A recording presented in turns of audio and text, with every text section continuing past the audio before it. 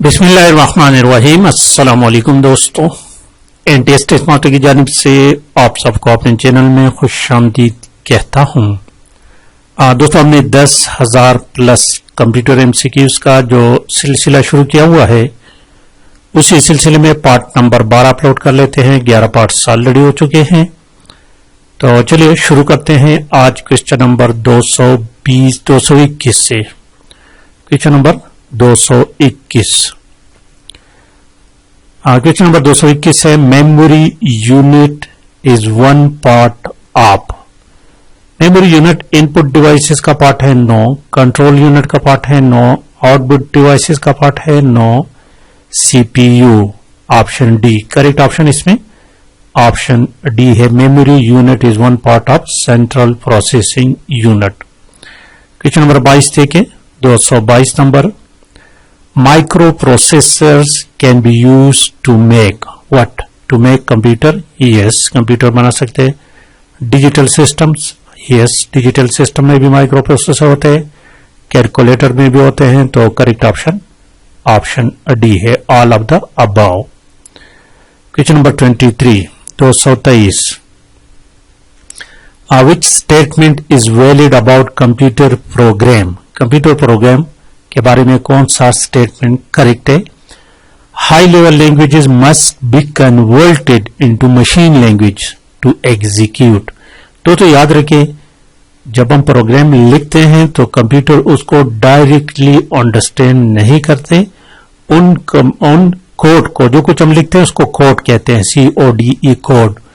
उनको कन्वर्ट करना पड़ेगा पहले मशीन लैंग्वेज में, ताकि मशीन यानी कंप्यूटर उसको अंडरस्टैंड करे। और इसके लिए ट्रांसलेटर, कंपाइलर, इंटरप्रेटर है।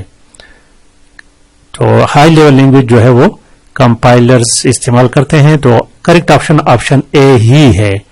ऑप्शन बी को देखते हैं। High level languages program are more efficient and faster to execute.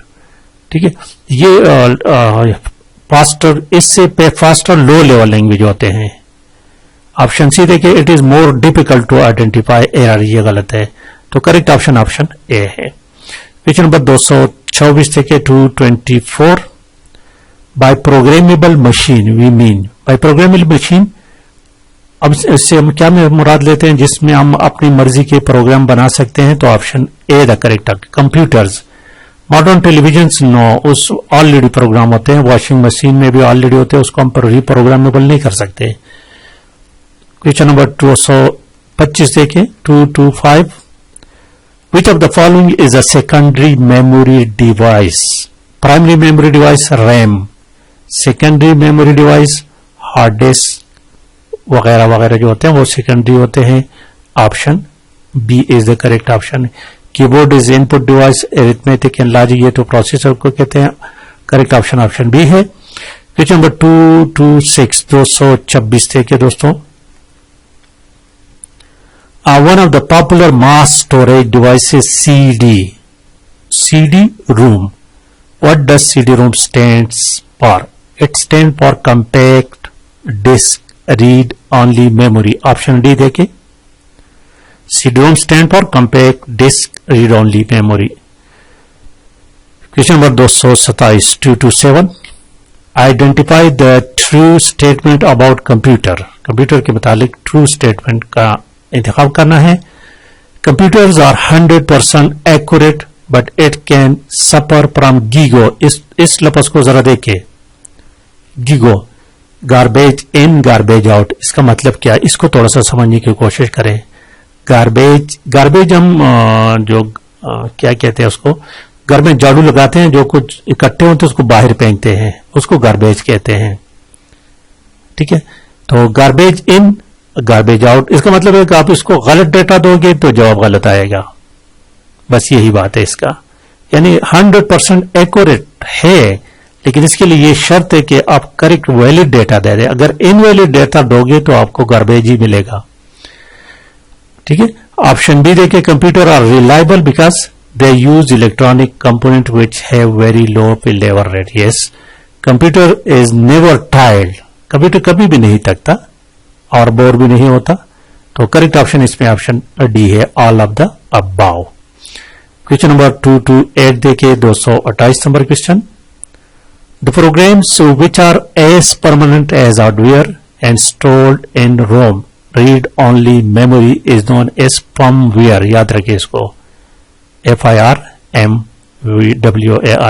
Option C correct है। एंड क्वेश्चन नंबर 2 to 9 देखिए 229। Which of the following memories must be refreshed many times per second. Dynamic RAM, एक होता है static RAM और दूसरा dynamic RAM, तो correct option इसमें option B है। क्वेश्चन नंबर 230 देखिए 230। What do you call the translator which takes assembly language program as input and produce machine language code as output? Just इसका मतलब है कि मशीन असेंबली लैंग्वेज में कौन सा ट्रांसलेटर इस्तेमाल होता है, उसमें असेंबलर इस्तेमाल होता है, assembler, option D. And question number 231 थे कि serial access memories are useful in application where data naturally need to flow in and out in serial form, option D। Question number 232 number question देखिए 232। इन खाली जगह है mode, the communication channel is use in both directions eight the same time. यहां पर थोड़ा सा देखिए simplex को, थोड़ा सा पहले आपको डिफाइन को, सिंप्लेक्स एक ऐसा डेटा कम्युनिकेशन मोड है जिसमें डेटा सिंगल एक साइड पर चलता है। परस करें, ये परस का हमारे पास सेंडर है और ये रिसीवर है, ठीक है। तो यहां पर एक डायरेक्शन से मूव करता है, यहां से मूव करेगा, ठीक है। जब ये कंप्यूटर डेटा सेंड करेगा ये वाला, तो ये रिसीव करेगा, ये उस वक्त तक इंतजार करेगा जब ये डेटा कंप्लीटली रिसीव हो जाए। जब ये रिसीव हो जाए तो फिर इसके बारे को ये डेटा सेंड करेगा, एक ही चैनल को इस्तेमाल करेगा, दो को नहीं, एक ही चैनल को, ठीक है, एक ही रास्ते को। तो ये वो कम्युनिकेशन है जहां पर डेटा वन से नहीं, ये गलत है, ये मैंने बात गलत कही, ये से नहीं है। इस तरह सिंप्लेक्स डेटा कम्युनिकेशन जो है ना, सिंप्लेक्स, जिस तरह आप अपने घर में बैठे आप टेलीविजन देख रहे हैं, टेलीविजन आपको डेटा आ रहा है सिर्फ, बस, दिस इज सिंप्लेक्स। आप सिर्फ इसमें एक सेंडर होता है और एक रिसीवर होता है, आप रिसीवर हैं और जहां से डेटा आपकी तरफ आ रहा है वो सेंडर है। तो दिस इज, और जिस तरह हमारे पास अब डिश भी है, डिश हमारे पास ये क्या है, सिंप्लेक्स मोड है। हाफ डुप्लेक्स जो है ना ये वाला, ये हाफ डुप्लेक्स वो मोड होते हैं जब इसमें सेंडर रिसीवर दोनों लेकिन एक वक्त में एक होगा। जिस तरह परस करें ये सेंडर डेटा सेंड कर रहा है, दूसरा रिसीव कर रहा है, वो इंतजार करेगा जब पूरा डेटा रिसीव कर लेगा तब ये सेंड करेगा, इस तरह।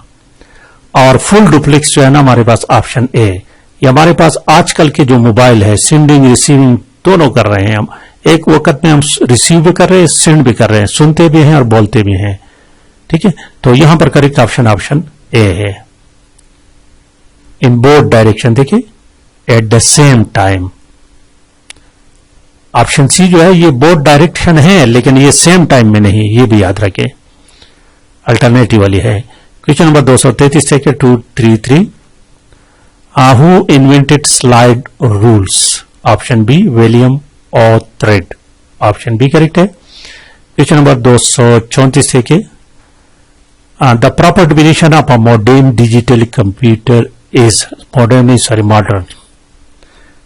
The proper definition of a modern digital computer is, option A को देखें, an electronic automated machine that can solve problems involving words and numbers, option A he correct option है। क्वेश्चन नंबर 235 देखें, memory is made up of large number of cells, option C है। Question number 236 से 236 number, which of the following is the most powerful computer. Super computer जो है इस जमाने में the most powerful, एक क्रंचर मशीन भी इसको कहते हैं।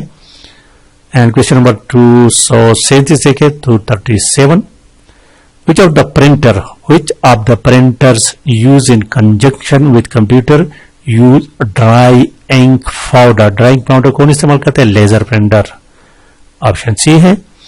क्वेश्चन नंबर 238 है कि in which generation computer vacuum tube जो थे ना फर्स्ट जनरेशन में इस्तेमाल होते थे, first option A, first generation computer में वैक्यूम ट्यूब इस्तेमाल होते थे। IC integrated circuit are classified on the basis of number of transistors, option C है। और आज का आखिरी क्वेश्चन देखिए 240 number, what computer viruses hold the record for being the most widespread computer use virus? सबसे ज्यादा पहला जो है वो I love you this virus, एक वायरस का नाम था। तो करेक्ट ऑप्शन ऑप्शन ए है। तो ये थी दोस्तों आज की वीडियो, लाइक और शेयर करना मत भूलिएगा। Thank you for watching.